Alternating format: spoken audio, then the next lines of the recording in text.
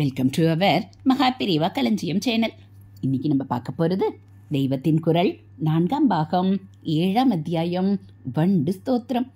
அதில் சிக்கியர் மதத்தில் மாணாக்கனை சிஷ்யன் என்றும் சொல்கிறோம். சிஷ்யன் என்றால் சிக்ஷை பெறுபவன் என்று அர்த்தம். குருகுல வாசம் செய்து குருவிடமிருந்து பாடத்தில் மட்டுமின்றி நடத்தையிலும் பயிற்சி பெறுகிறவன்தான் சிஷ்யன். பாடம் நடத்தை இரண்டையும் சொல்லிக் கொடுப்பதுதான் சிக்ஷை. இப்போது சிக்ஷை என்றால் பாட்டு சொல்லிக் கொள்வதைத்தான் நினைக்கிறோம். சங்கீத சிக்ஷை என்று சொல்கிறோம். அல்லது ஒரு ஜட்ஜ் தண்டனை விதித்தால் ஆயுட்கால சிக்ஷை, தீவாந்திர சிக்ஷை என்ற மாதிரி சிக்ஷை விதித்ததாக சொல்கிறோம். பாட்டு சொல்லிக் கொள்வதையோ தண்டனையையோ தான் சிக்ஷை என்கிறோம். சில சமயங்களில் சங்கீத சிக்ஷை என்பதே சங்கீதத்துக்கு தருகிற தண்டனை மாதிரி ஆகிறது என்கிறார்கள். அது வேறு விஷயம். ஒரு குருகுலத்தில் சிஷ்யனானவன் எப்படி ஆசிரியருக்கு கட்டுப்பட்டு வினயமாக இருக்கிறானோ அப்படியேதான் ஒரு மதத்தைச் சேர்ந்தவன் அதன் கொள்கைகளுக்கும் அந்த மதாச்சாரியாருக்கும் கட்டுப்பட்டு அடங்கியிருக்க வேண்டும் என்ற கருத்தில் சிக்கிய மதத்தை குருநானக் ஸ்தாபித்தார். அதிலே ஹிந்து மதம், இஸ்லாம் இரண்டின் அம்சங்களும் இருக்கின்றன. இஸ்லாம் மதத்தில் கட்டுப்பாடு ரொம்பவும் ஜாஸ்தி. தங்களுடைய மத கோட்பாடுகளுக்கும் விரதா அனுஷ்டானங்களுக்கும் முஸ்லிம்கள் கட்டுப்பட்டு இருக்கிற மாதிரி மற்ற மதங்களில் சொல்ல முடியாது. இப்படிப்பட்ட அடக்க கட்டுப்பாட்டை குருநானக் தாம் ஸ்தாபித்த சிக்கிய மதஸ்தர்களுக்கு முக்கியமாக வைத்தார். அந்த மதஸ்தர்கள் குருகுலத்தில் மாணவர்கள் குருவுக்கு கட்டுப்படுகிற மாதிரி மத தலைவருக்கு அடங்கி நடக்க வேண்டும் என்று கருதினார். அதனால்தான் அந்த மத தலைவருக்கு குரு என்றே பெயர் வைத்தார். குரு கோவிந்த சிங் என்கிற மாதிரி பெயர்களை கேள்விப்பட்டிருப்பீர்கள். மத தலைவருக்கு குரு என்று பெயர் வைத்ததற்கேற்ப அந்த மதத்தைச் சேர்ந்த மற்ற எல்லோருக்கும் சிஷ்ய என்றே பெயர் வைத்தார். சிஷ்ய என்பதுதான் சிக் என்றாகியிருக்கிறது. பஞ்சாப் பக்கங்களில், அதாவது சிக்கிய மதம் பரவியுள்ள இடங்களில் வேத அத்தியனம் செய்கிற போது ஷ என்ற அக்ஷரத்தை க என்றுதான் உச்சரிப்பார்கள். உதாரணமாக ஹவிசா என்று புருஷ சூக்தத்தில் வருவதை அவர்கள் ஹவிகா என்றே சொல்லுவார்கள். அதே நியாயத்தில் சிஷ்யவிலும் ஷ என்பது கவாகி சிக் என்றாகி இருக்கிறது. இது என் ஊகம். சிக்ஷக என்பது சிக் என்றாகி இருப்பதையும் ஊகிக்கலாம். குருதான் சிக்ஷகர், மற்றவர் சிஷ்யர். சாவை ச ஷ என்றெல்லாம் வடக்கே மாற்றி விடுவார்கள். கடைசி எழுத்துக்களை முழுங்கி விடுவார்கள். ஆகையால் சிக்ஷக என்பதும் சிக் ஆகிவிட முடியும். வினயம் என்பது மனிதனுக்கு இருக்க வேண்டிய முதல் குணம்.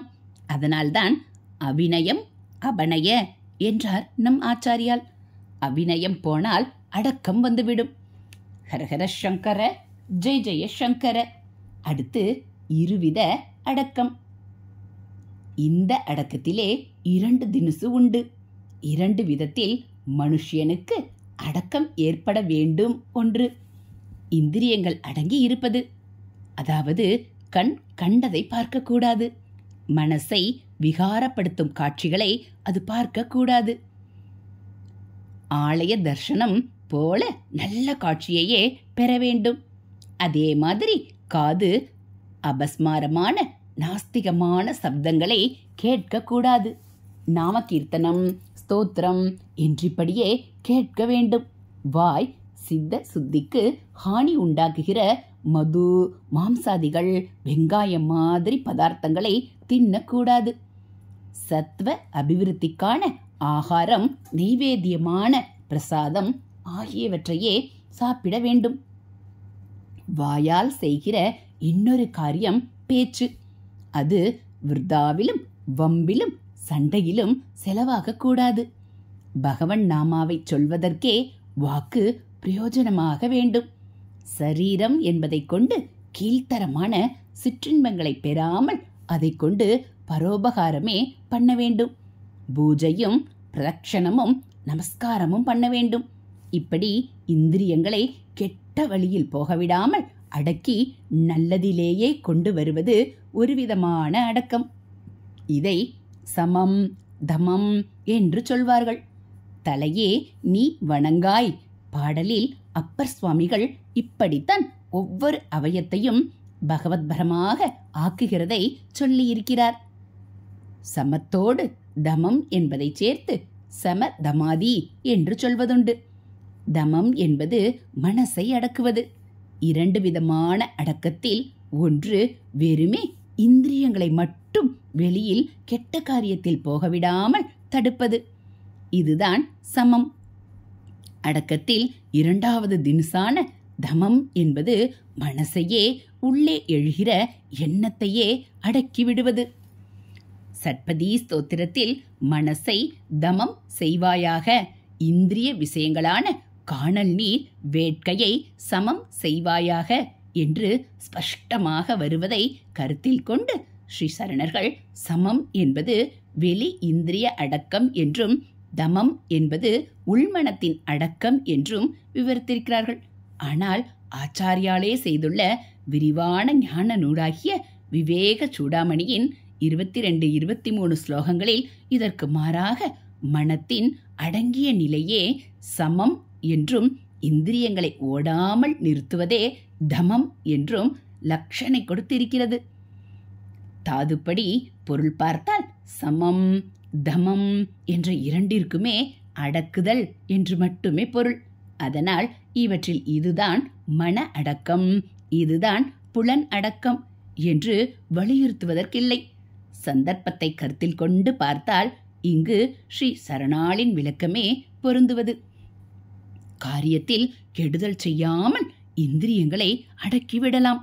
ஆனாலும் மனசானது அந்த கெட்டதுகளை கல்பித்துக் கொண்டு, அதாவது மானசீகமாக அந்த கெடுதல்களை செய்து கொண்டு அதிலே சந்தோஷப்பட்டால் வெளி அடக்கத்தால் ஒரு பிரயோஜனமும் இல்லை.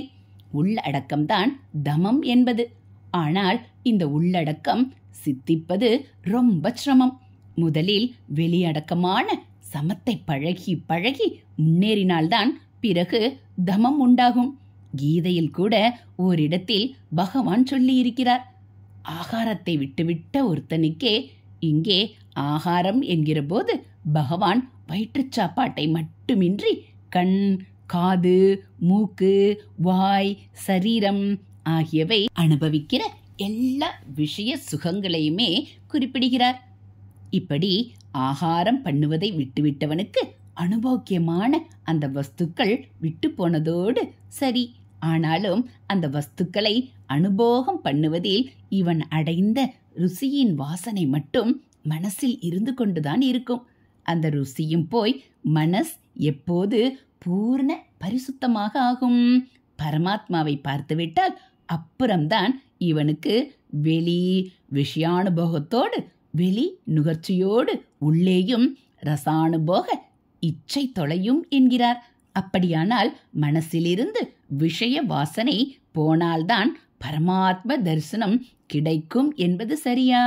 அல்லது இங்கே பகவான் பரமாத்ம தரிசனம் கிடைத்தால்தான் மனசிலிருந்தே வாசனை போகும் என்று சொல்வது சரியா? இது என்ன? கல்யாணமானால் பைத்தியம் தெளியும், பைத்தியம் தெளிந்தால் கல்யாணமாகும் என்கிற மாதிரி அல்லவா இருக்கிறது. முதலில் நமக்கு மனசு சுத்தமாக வேண்டும் என்ற தாபம் இருக்க வேண்டும். மனசிலிருந்து வாசனைகள், பழைய ருசிகள் அடியோடு போக வேண்டும் என்ற தாபமும் தவிப்பும் இருக்க வேண்டும். தவிப்பு இருந்தாலும் இது லேசிலே சித்தித்து விடாது. அதற்காக வெளியிலேயாவது இந்திரியங்களால் சுகங்களை அனுபவிக்காமல் சமத்தை அபியாசம் பண்ண வேண்டும். அதிலே முன்னே போக போக தானாகவே கொஞ்சம் கொஞ்சமாக தமமும் கைகூட ஆரம்பிக்கும். மனசிலிருந்தும் வாசனை வேகம் குறைந்து போக ஆரம்பிக்கும். குறையுமை ஒழிய அது பூரணமாக தொலைந்து போகாமல் அவ்வப்போது வழுக்கி விட்டு கொண்டுதான் இருக்கும். உரியடி உற்சவத்தில் வழுக்கு மரத்தில் ஏறுகிறவனின் கதையாக எத்தனை வழுக்கினாலும் நாம் விடாமுயற்சியுடன் மேலே ஏற பார்க்க வேண்டும். இதிலே நம் அந்தரங்க சுத்தத்தை, ஸ்ரத்தையை பார்த்து பரமாத்மாவே நமக்கு கடைசியில் தரிசனம் தருவார். அந்த தரிசனம் ஒன்று சகுணமாக அவனுடைய காருண்ய லாவண்ய மூர்த்தியினுடையதாய் இருக்கலாம், அல்லது அரூபத்தில் நிர்குணமாக அவனுடைய ஞானானந்தத்தை நம் ஆத்மாவில் ஆத்ம ஸ்வரூபமாகவே அனுபவிப்பதாக இருக்கலாம். எப்படியானாலும் கொஞ்சம் அவ்வப்போது ஜாடை மாடையாக அந்த தர்ஷன ருசி கிடைத்து விட்டதானால் போதும். அப்புறம் இந்த மனஸ் ஒரு நாளும் அதை விட்டுவிட்டு மற்ற ருசிகளில் வாசனைகளில் ஆழ இறங்கி முழுகி போகாது. அதற்கப்புறம் வழுக்கல் இருக்காது. சமம் தமம் என்பனவற்றை சமாதி சட்க சம்பத் என்பதாக ஆத்ம சாதகனுக்கு இருக்க வேண்டிய 6 சம்பத்துக்களில் நம் ஆச்சாரியால் வைத்திருக்கிறார். சமத்தோடு சேர்ந்த நிலைதான் சாந்தி, தமத்தோடு சேர்ந்த நிலை தாந்தி எனப்படும். இப்போது சாந்தி என்ற வார்த்தை நம் எல்லாருக்கும் தெரிகிறது. தாந்தி என்ற வார்த்தை அவ்வளவாக தெரியாது. மடத்து ஸ்வஸ்தி வசனம் தெரிந்தவர்களானால் அதிலே ஆச்சாரியாலை சொல்கிற போது சாந்தி தாந்தி பூம்னாம் என்று வருவதை கவனித்திருப்பீர்கள். சட்பதி ஸ்தோத்திரத்தில் பகவத்பாதால் பகவானிடம் சாந்தி தாந்தி இரண்டையும் பிரார்த்திக்கிறார். மன அடக்கம் புலன் அடக்கம் இதுகளுக்கு முந்தி எளிமையோடு பணிவாக இருக்கிற அடக்க குணம் இருக்க வேண்டும்.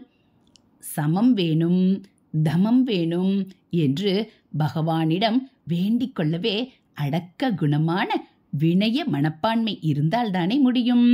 அதனால் முதலில் அபிநயம் அபநய என்று ஆரம்பித்தார்.